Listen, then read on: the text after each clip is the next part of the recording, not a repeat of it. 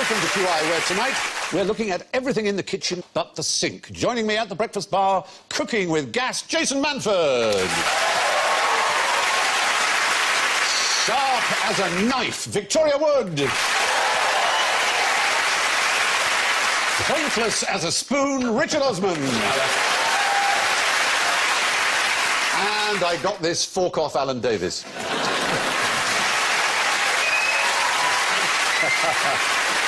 Let's hear your pingers. Jason goes. And Victoria goes. Richard goes. And Alan goes.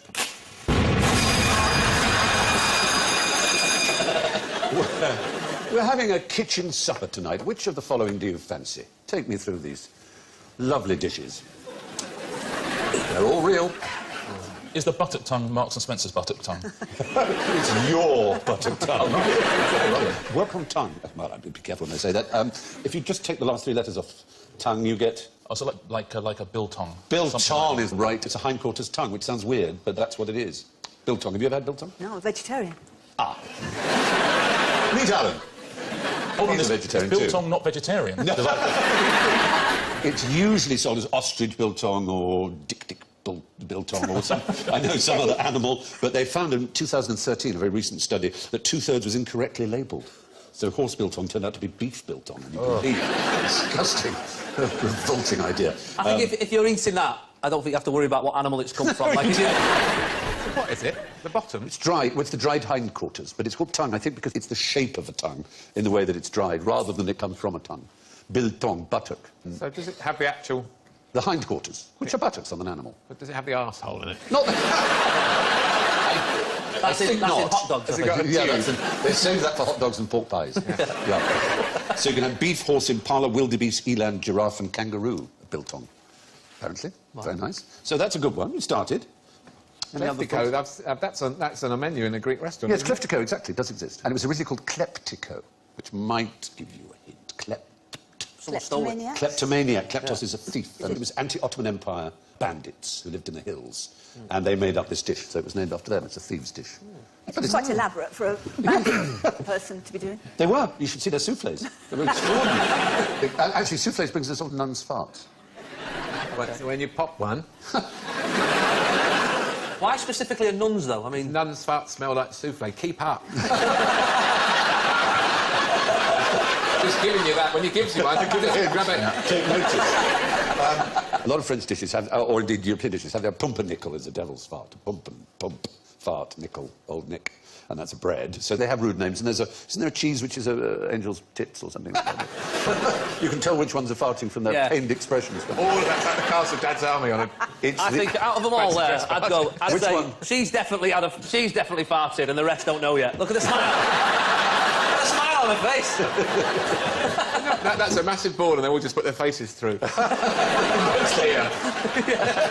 Nuns' farts are little balls of pastry deep fried and they puff up. Ah. They're also called horse farts or Spanish farts in French. Pets, non. Pets is fart in French.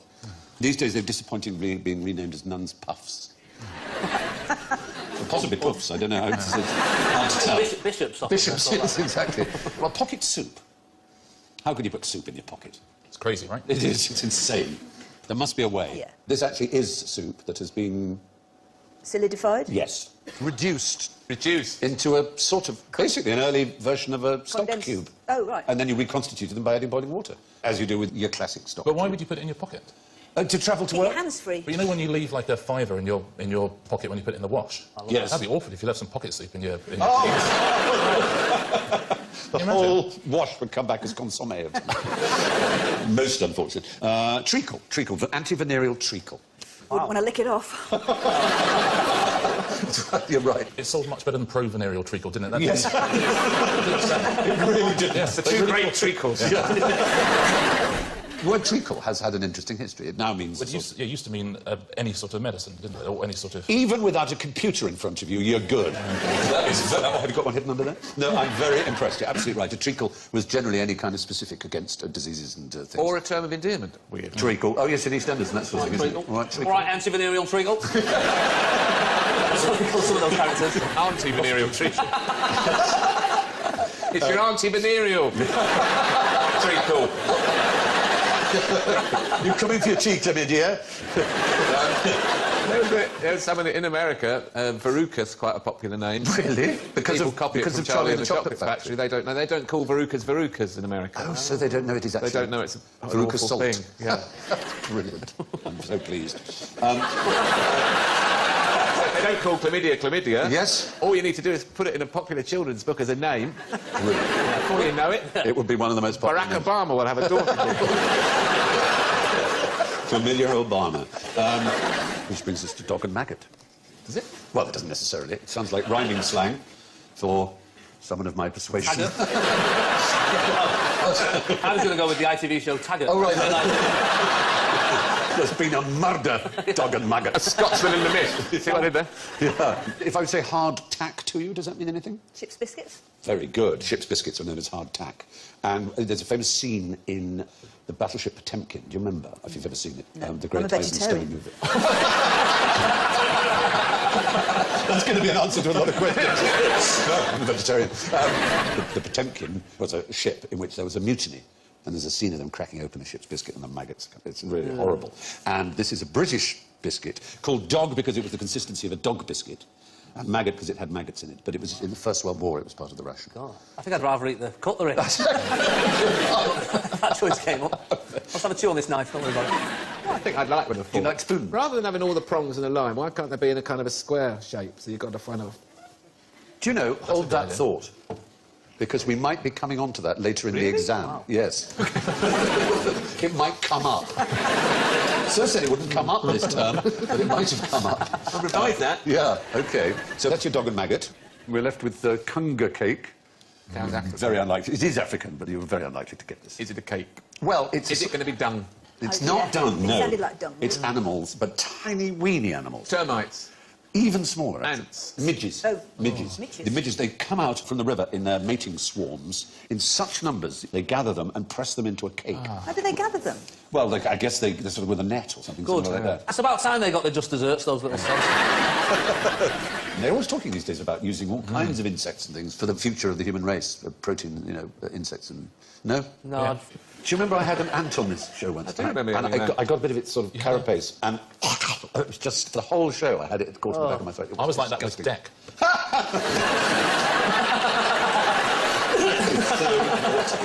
That's very naughty, indeed. Anyway, there you are. Here's some unusual cutlery. I'd like you to tell me what kind of thing you could eat with them. You've all got some, but I'll start off with the one that you mentioned there. You said with times... just invented that. There you are. Ago. You see? Isn't it incredible? You mentioned something like it. That's weird. Isn't it? It's usage. It's very, very specific. You don't actually handle it yourself because you're so high-born that somebody else feeds you using that. With what on it, though? Some sort of fruit? No. Is it a testicle? It might include a testicle. Oh. Is it a scrotum? It might include What a else scrotum. really includes a testicle, Steve? The whole schmear. A whole mammal? Yes, a whole mammal. Let's just imagine I'm talking to one. Oh, God. A comedian?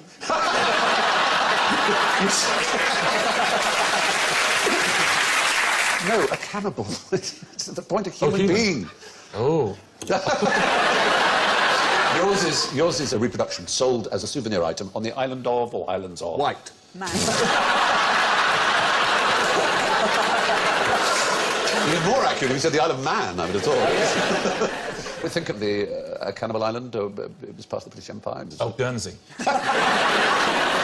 Fiji. Oh, I might have known. Yeah, you might have done. Yeah. Fiji is the answer. These are Fijian human forks. Two cannibals are eating someone. Yes. And one says, you start the toes, I'll start the head. He says, all right. Halfway through, he says, you all right? He says, yeah, I'm having a ball. He says, you're going too fast. There you go. Excellent work. There you go. Excellent Cannibal work. joke for you. All right, Alan, can you look and see what other items of cutlery you might have? Got this one. That you might recognise. Once again, it's That looks clearly for useful as well. testicles. If you did eat meat, it's quite common, reasonably common. For fish. Anyone? No? Looks like it's for force feeding a suffragette. The foreskin of a suffragette. No, for force feeding.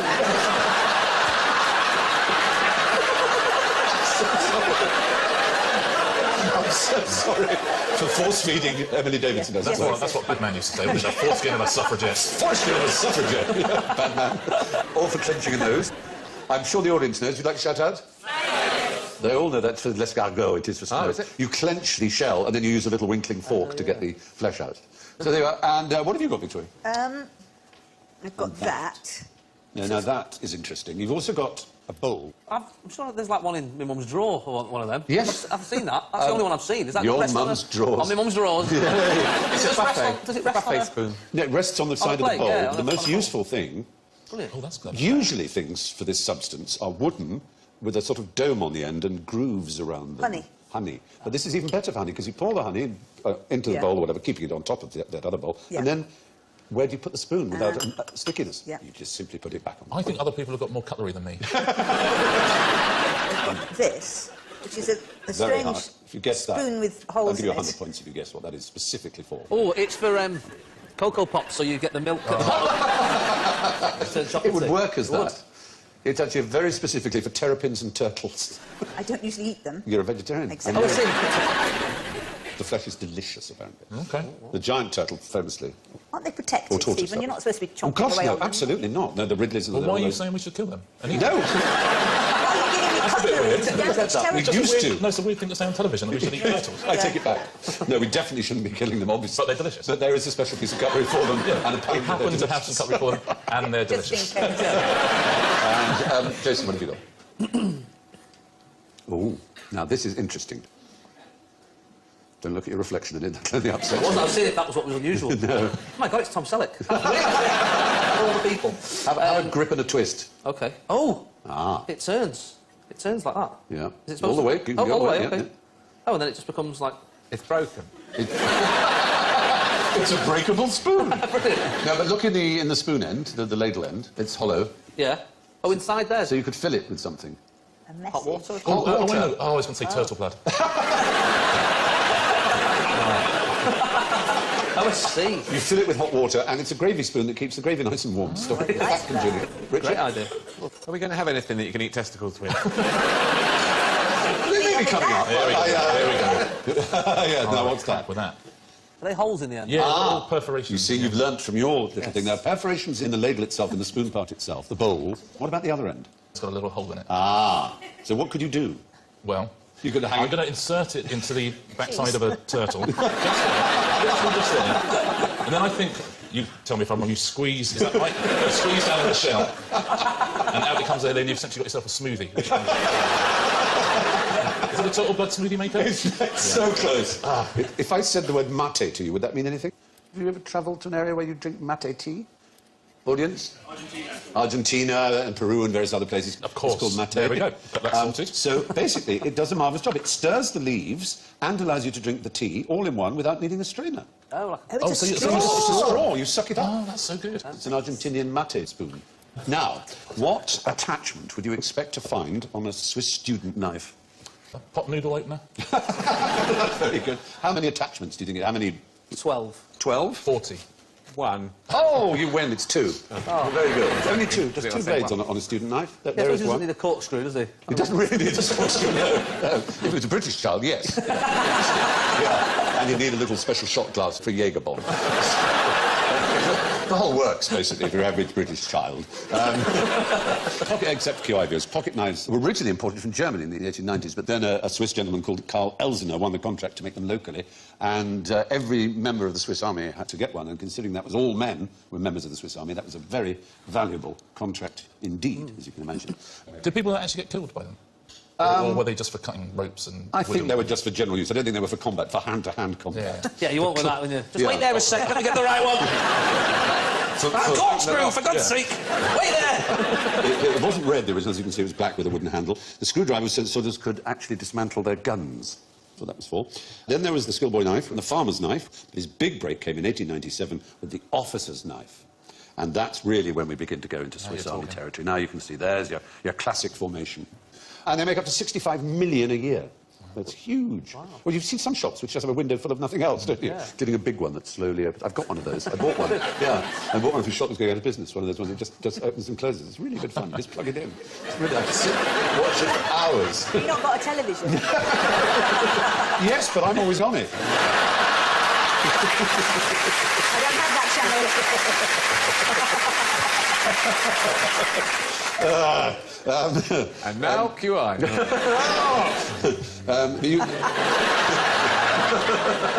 So much better, believe me. Did you know that they produce a Swiss Army fragrance? You'll love the description. The classic is a fresh, aromatic fragrance for men that stands for refinement and vision. It has notes of yuzu, geranium and lavender. It radiates, you could be talking about me here, it radiates a disarming masculinity. But you'll be pleased to know, Victoria, there is one for the ladies. It's for straightforward, uncomplicated women who enjoy asserting their femininity alongside their athleticism. That's me. Absolutely. What, do we know what notes that's got? Yes, I can tell you the notes. Paraguay tea, cedar and hay. Oh, all my favourites. That's what it is. Hay! I love Is hay hay. common? Is it? Yeah. Yes. Hay, grass, manure, Yeah. compost. Oh, dear. But, as always, the best in multi-bladed knives comes from Norfolk. The best in everything comes The from Norfolk, Norfolk as you know. Army knife? The Norfolk knife. They've got their own army. I see that knife. No, there is a Norfolk knife, which I think will take your breath away for its beauty and uncomplicated That's going to solve most of your problems, including the problem of having fingers will be solved. That's amazing. It is preposterous, isn't it? But it is. That's the Norfolk knife. Well, there you are. So I hope I'm radiating disarming masculinity as we move on to the next question. What's the quickest way to cool down my kitchen? I'm going to, just because I'd love to get a klaxon sound, is opening the fridge. Somehow that makes it Turning on the hotter, oven. doesn't it? Turning on the oven would Turning, on not... the, turning on the top of the stove. Put the gas on. Because the Right. coolest place in front of a fire is right in front. Oh, I see what you mean, but that would still warm up the room. Yeah, all right. No, don't be cross. It's good that you didn't say turn on the fan, which would have got your klaxon. I wasn't going to say No, that. exactly. Can I just say turn on the fan? You've gone klaxon mad. Why would opening the fridge? It's the second law of thermodynamics. The energy you need to create the coolness creates work, and energy and work are basically congruent in physics to heat. And so Yes, the but back of a fridge... what if the motor of my fridge is outside my... If Because I'm that were thinking the exactly case, that. yes. Because you haven't been in my kitchen. I said my kitchen, no, that was in the question. I'm so sorry. In the case of an air conditioner, of course, the back is always outside. So a fan is just Yeah, the cooling motor air. of the fan warms the room. And what's up with them windows? Are they not open? Well, that would be a good answer, exactly. What about opening the windows? Yes, that's fine, you might get a point for that. Why is it so hot in your kitchen? What have you been doing? What protected species have you been slaughtering? Boiling terrapins by the dozen. Open a window, Stephen. No, I like it hot and sweaty. Scraping the froth off. Don't. Where's my mate spoon? Now, John Gorrie of Florida was one of the pioneers of refrigeration, and he believed that heat was one of the things that made you ill. And so he would lower huge bags of ice over patients, and the cold air would fall on their faces, and he thought that would help them. Then he went so far as to invent a refrigeration machine.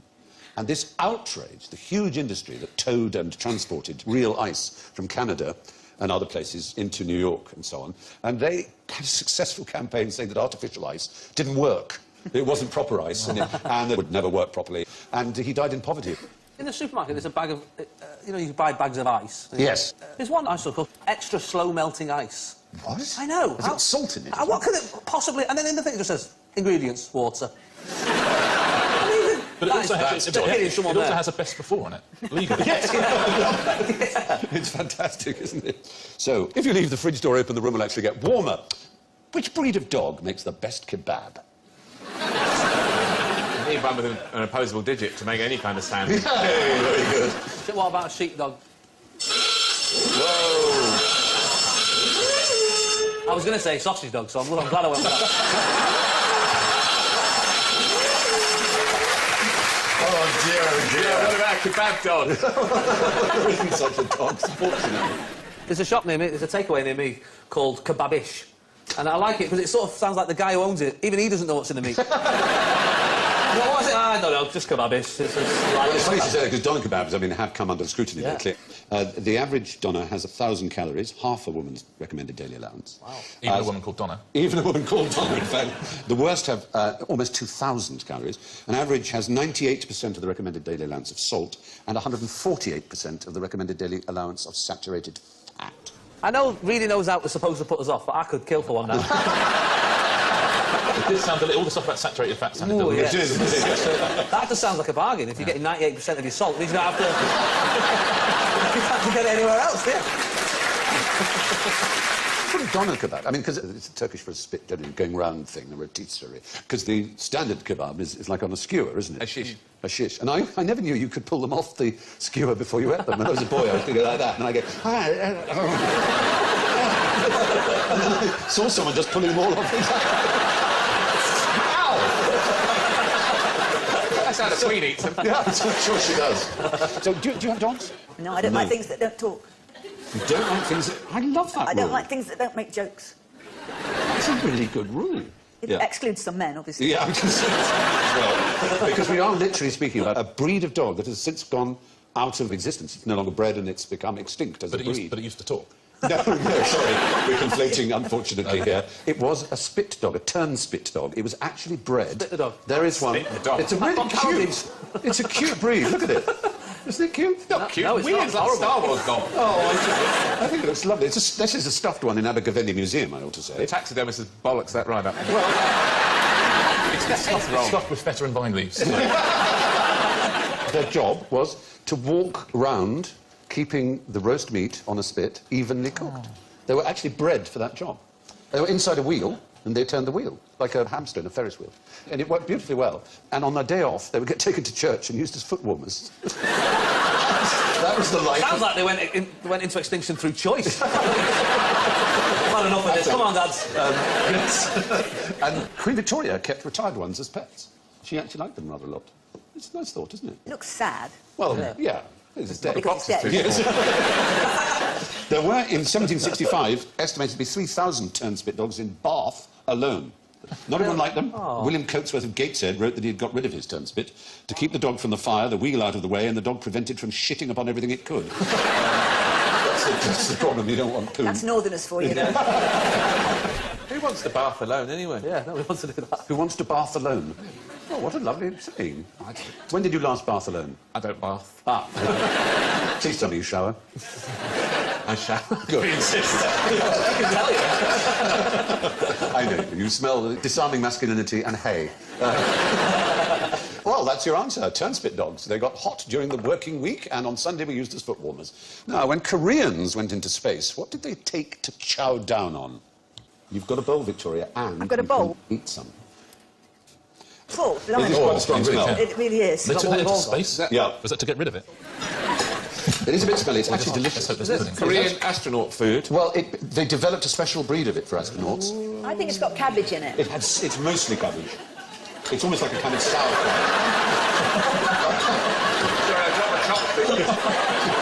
You can't drop anything in space. You merely release. The point about this food is it is generally reckoned that this food is more celebrated and loved by the Koreans than any food in any other culture is loved by any other culture. It is absolutely their identity. They've not had a pie in the north. No, well, believe me, they talk about this food far more. Even the Northerners talk about pies. In Wigan, you know, on the back of Baker's vans, they've got a sign that says, no pies are left in this van overnight.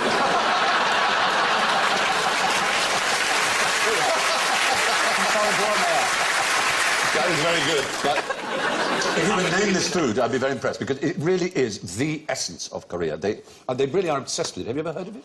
Nope. It begins with K, which is help. Kimchi is the right answer from the audience. Kimchi, K-I-M-C-H-I. That's bloody lovely. It is really good, isn't it? And it's pretty healthy. It's mostly cabbage. I'll tell you what, I'm going to Korea on holiday. Yeah. It is genuinely delicious, isn't it? It's quite piquant, quite hot, got a bit of chilli. Yeah. It's mostly radish and cabbage. It's very, very simple. But there are lots I of feel different... myself becoming more obedient. Yeah.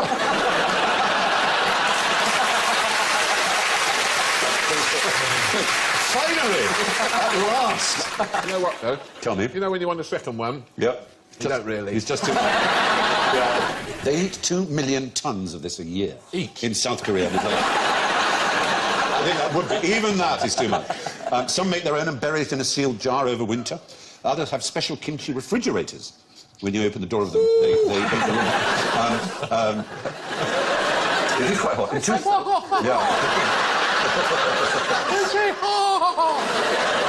In 2010, they had... You like kimchi, huh? You always go fool. No. After that. No racial stereotyping here, then. Just a cheap laugh, Stephen. That's lazy racism, and you know it. In 2010, they had a cabbage crop failure, and the price rose by 400%. Oh. And they spent millions on the South Korean astronaut who went up into space, and so she could have a kimchi that was bacterially more sound and would survive in space better, because it was absolutely crucial to her well-being as a Korean. And indeed, Chung Il-kwon, when he was president during the Vietnam War, said to President Johnson, who asked if when he was away, did you be missing Korea? So he said, to be honest, he missed kimchi more than he missed his wife. Kimchi, the name of his mistress. Possibly. Anyway, for Koreans, kimchi is literally out of this world. How can you get money out of the King of Scotland? It's a wonderful photograph, isn't it? Well, obviously, he's not the King of Scotland. This is a very early King of Scotland, nearly 1,000 years ago. There he is. He was King David I. Oh, Dave, yeah. Oh, yeah. Dave. Of course, yeah, you see with the, Wee the Davey. beard now, yeah. Wee Davey. Because he didn't always have the beard, No, and then he grew it that's right. for November. When he was a baby. It was a tiny, tiny king. Small. He really was. Very, very small. Can we have some money, King David? He would reward people, give them a tax rebate if they had good Shortbread. Scones. scones, shortbread. Deep fried Mars bars. Table manners? Say it again. Table manners? Is the right answer. He would reward people for their table manners. Immediately took her elbows off. Whoa! Never know. Fantastic. Plus 5 points for good table manners. The 12th century King David I of Scotland, yes, according to William of Malmesbury, gave tax rebates for good table manners. Talking of table manners and royalty, which member of the royal family would you least expect to have had terrible table manners? Queen Victoria. Queen Victoria. Victoria. Yeah. And she was... Jesus. Was she still of a Wonder generation who lass. thought that blowing off at the end of a meal was a compliment? No, I don't I've think been using that one for years. You know. I think It's a compliment to the chef. I think you're confusing it with burping. Oh, God, sorry. All this time. It's never a compliment to blow off at the table. Whether it's food. Unless you're a nun. Yeah, unless you're a nun. What's it to do about Maria? It does look like rather a joyless table. Which one of those is Queen Victoria? For goodness sake? Which one of those? Well, like Winston Those would be Churchill in I drag. think that would be Edward VII on the right, No, wouldn't no, it? one of the little boys will be Edward Oh, I the see Eighth. what you mean. It would be his son. Yes, David. It The would second one. Which one is Colin Firth? That would be the youngest one on the left, I think. That's Colin Firth. And in the middle is Queen Victoria. Why is she so, you know... Joyless. Yeah.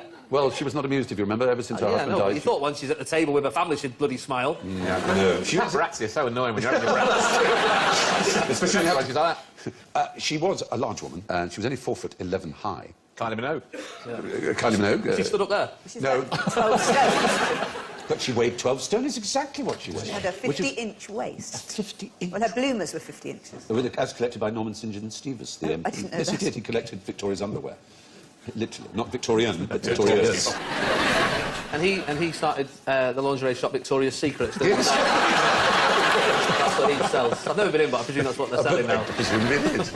The fact is, because she was queen, she got served first at dinner, and she would start eating.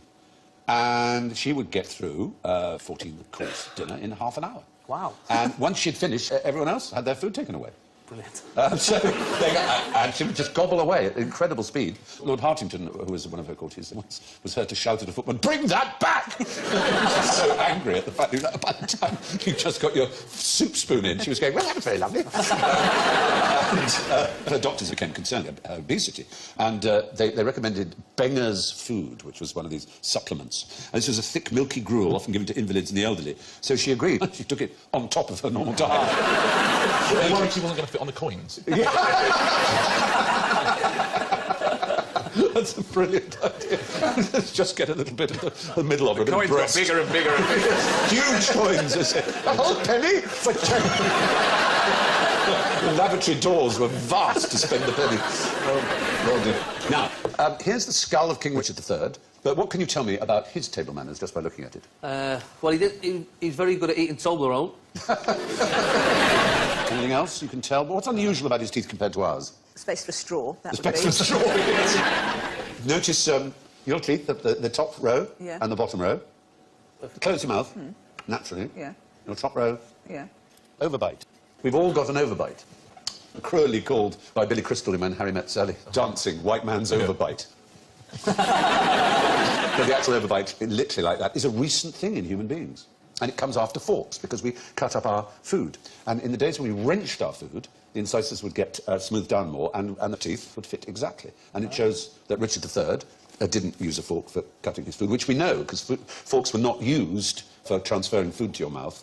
Right up to Tudor times, you would use your hands. So if we brought up children without knives and forks, they wouldn't develop an overbite? No. You know what? I'm going to try. I'm going to come back here in 20 minutes' time. Call me a liar. With It's true, I a don't know really whether- resentful-looking boy. Well, I've got twins, so I'm going to do one and Brilliant. Brilliant. and have the perfect experiment. It is superb. Unethical, but perfect. And you can sort of show this by the difference in civilizations who developed overbites. And 1,000 years ago, you can see where Chinese aristocratic skulls have an overbite, but peasants don't. And it's when they started to use chopsticks and chop up their food, and then it spread throughout the population. So it really does, it sounds weird, but this overbite we have is an acquired characteristic because of our chopping up of food. You can just tell by looking at skulls. You just go through any graveyard, dig people up, and you'll see how right it Stephen is. Fry told me to do it. Yeah. While I'm chewing on a turtle. Really bad influence. Yeah. So, anyway, name the traditional ingredients of kedgeree. Well, now there's some of them on the screen. Yeah. Right, say well. Eggs. I think Victoria wanted to answer this one. Yes. Haddock. Oh, dear, oh, dear. You wanted that, didn't you? What about egg? Egg, Rice. yes, egg. Well, rice is a mix-up.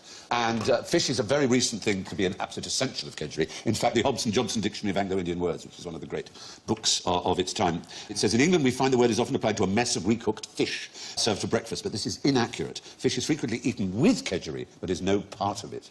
Oh. So it now tends to be flaked haddock and a bit of cream and curry powder and rice and boiled egg, and it's absolutely delicious.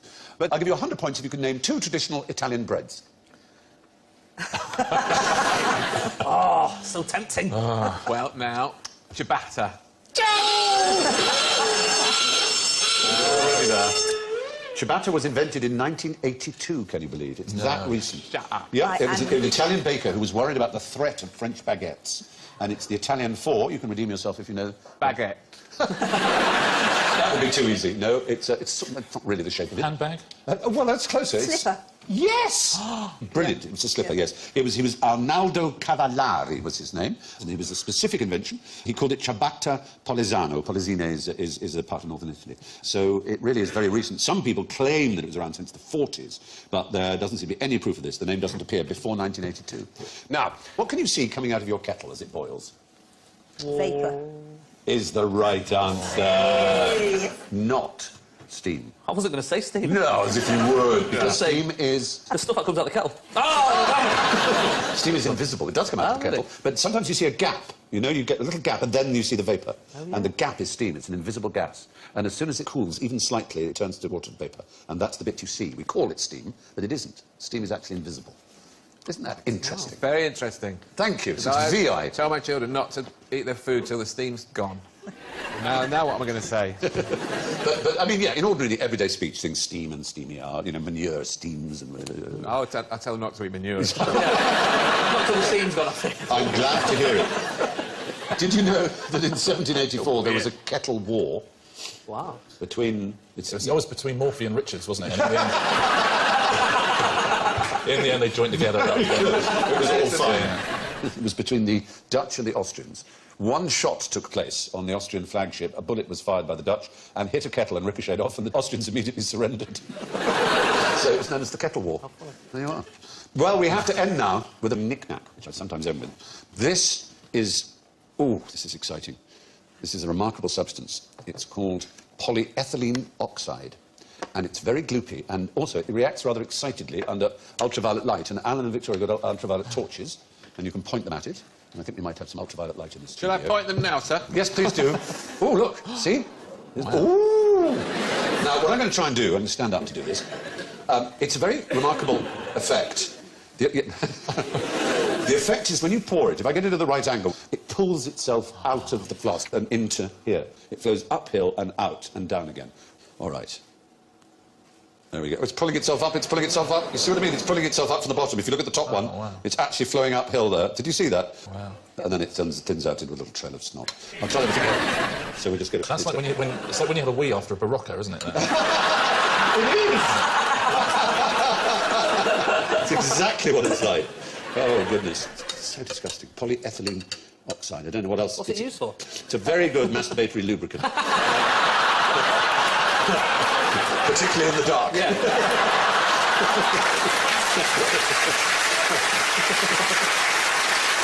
All right, let's It's a little bit awkward getting two friends to hold the Isn't it? torch, though. Yeah, there we go. Let's pull yourself up from this. So there we go. Thank you. And thank you. Thank you, my special ultraviolet helpers. Well, on that exciting note, let's go to the scores. Oh, my actual goodness. It's really remarkable. I'm afraid, possibly because he was booby-trapped into it, in last place with -38 is Jason Manford. In a highly creditable third place with -17 is Richard Osman. Which is very impressive. And in second place with -7 is Victoria Wood. But scraping into a lead by 1 point. On -6 is Alan Davis.